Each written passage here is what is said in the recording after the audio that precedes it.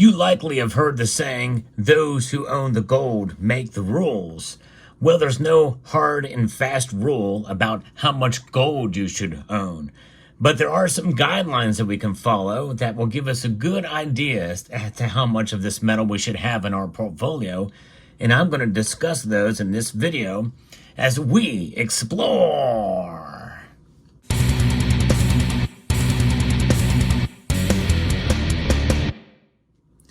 I own gold, and I certainly don't make the rules, that's for sure.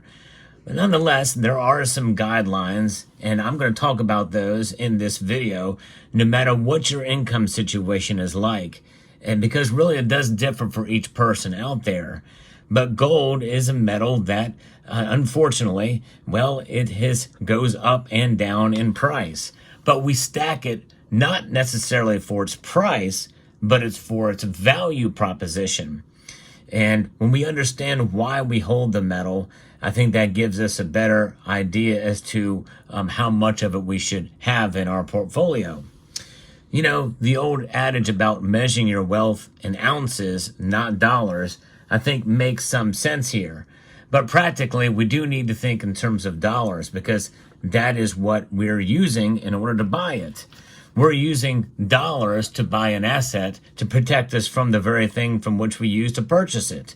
I know it sounds kind of crazy, but that's exactly why we do it, and the price of which may not necessarily match that value. But when it comes time, well, you might need to sell it.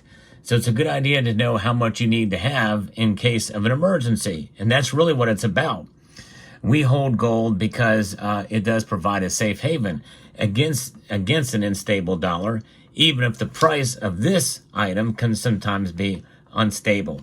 But in reality, compared to other assets out there, gold has done quite well and has been a stable store of wealth, especially over the long course of time. And that's why we hold it. But the only reason why we think about an amount that we need to have in our stack, so to speak, for a long course of time is so that we can measure what we would need in order to survive. And that's really what it boils down to when we think about rationalizing how much of this metal to own. And there's different ways to be able to parse that out.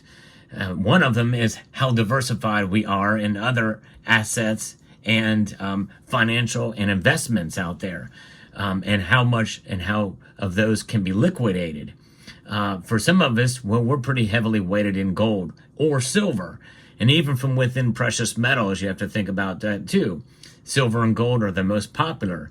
But again, you have to take into account what you're going to get out of it if you need it in a crunch or in a pinch or in an emergency, not just personal, but also regional and national and global.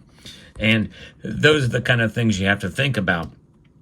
In the end, if you need your gold or your silver or anything else, you're going to have to liquidate them or trade them.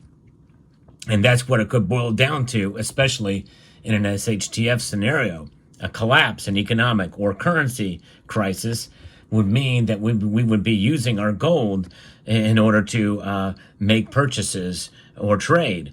And of course, gold comes in various different forms, such as coins, and coins of different sizes, from 2 ounce to, less than an ounce, slightly less than an ounce, or fractional, but most popular is going to be a 1 ounce coin. And by most any measure, that's a lot in a small package. How are you going to transact with this? So likely your gold holdings are something that is going to be used for large purchases or large transactions of some sort. And those will be needed too in an emergency, by the way.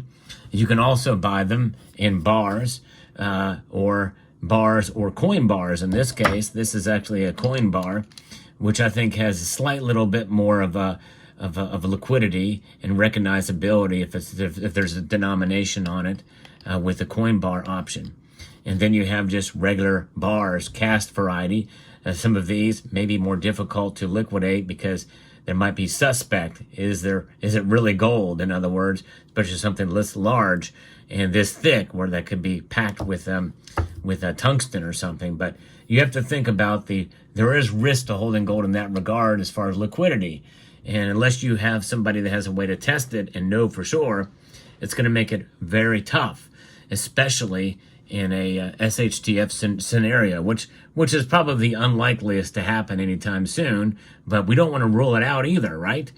So more than likely, you're going to be selling this for cash if you need it to live by, and that cash could be utilized or some sort of currency that you're going to be using, whatever country you live in. So in other words, may you cash one of these out for living expenses for a couple of weeks or a month, one at a time. An easy transaction, you go in, you sell it, you have cash on hand that you can use for all kinds of purchases that you may need at a point in time. So that boils down to how much do you need? Well, the example I just gave is probably a good idea. It's a good example. Let's say that one of these will handle your purchases for about a month. It just depends on your cost of your living situation, your living standard, which may vary greatly.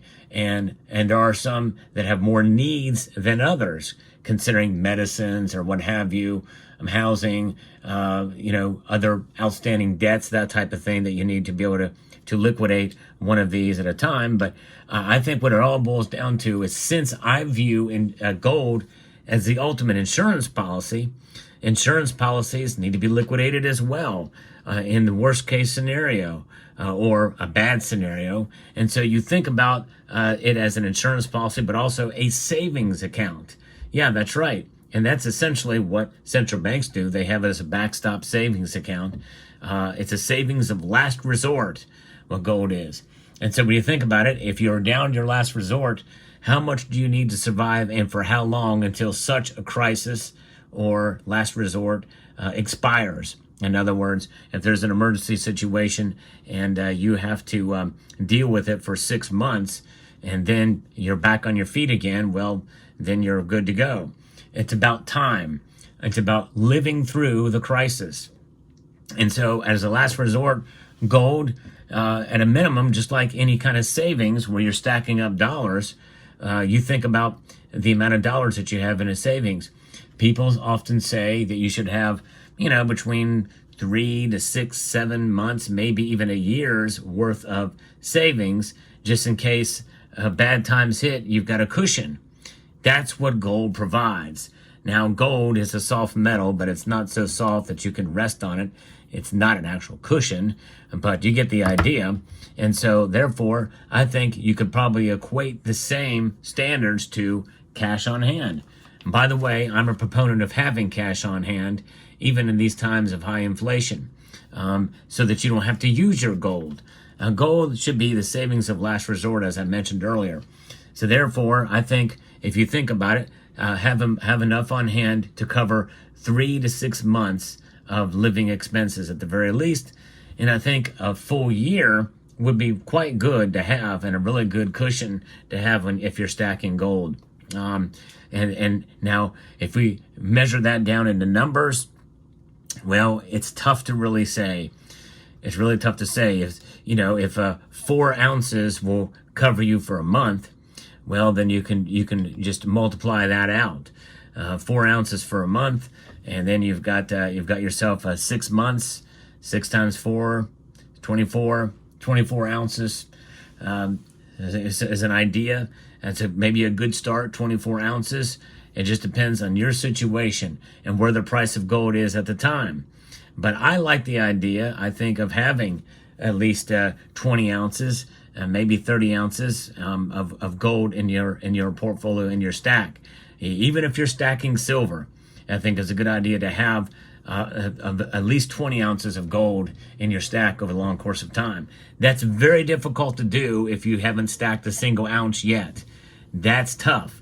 But if you have some silver, that does provide some cushion. But I think the more stable store of value is going to be gold. And I think that if you think about it through the course of time and how you acquire and how you save money in order to buy your gold, and you buy fractionals, that can add up quicker than you think, and able to make those purchases. But I think that's probably a good idea. Now, 6 months I used, but you can take that down to 3 months. If you think 3 months is enough time, well, 4 times 3 is another number. That's 12 ounces. 12 ounces of gold, much more attainable for some. So that gives you an idea of foundation. That's my logic for equating numbers of ounces based off of living expenses and what you would need in a dire emergency. And that's really what it boils down to. What is your situation? What would that look like for you? Having to literally live off the gold. And if you had silver as another cushion, well, that puts a little less pressure on the gold. But I think in the end, it's about having enough that can be liquidated between the two metals. But gold being a more stable store of value than silver, I think that means you're going to be in a safer place with gold if you had to choose between the metals. So there you have it. So I hope you found this video informative, insightful, and educational. I would like to extend a multitude of gratitude to each and every one of you for taking the time to watch, and to encourage you to please rate, share, comment, and subscribe.